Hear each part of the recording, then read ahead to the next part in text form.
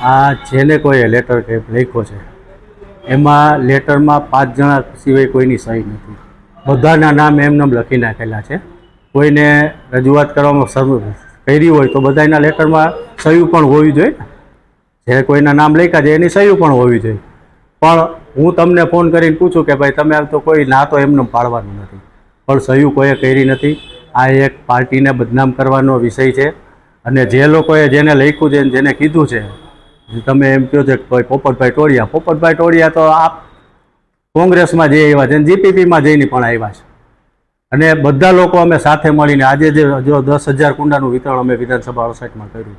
બધા લોકો યુવા મોરચો, બક્ષીપંચ મોરચોથી માંડી અમારા પૂર્વ કોર્પોરેટર અને પૂર્વ મહામંત્રી વલ્લભભાઈ, રમેશભાઈ પરમાર, બધા બોર્ડના આગેવાનો સાથે રહીને અમે વિતરણ કર્યું છે. બધું ક્યાંય કોઈ જાતની નારાજગી નથી.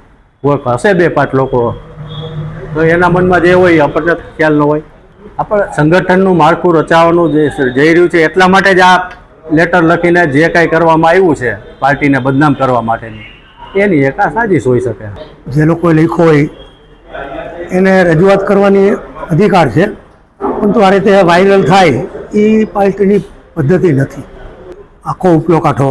હું વર્ષો ત્યાં બોર્ડ પ્રમુખ હતો, શહેરનો મહામંત્રી હતો, ડેપ્યુટી મેયર હતો, 4 ટર્મ કોર્પોરેટર હતો.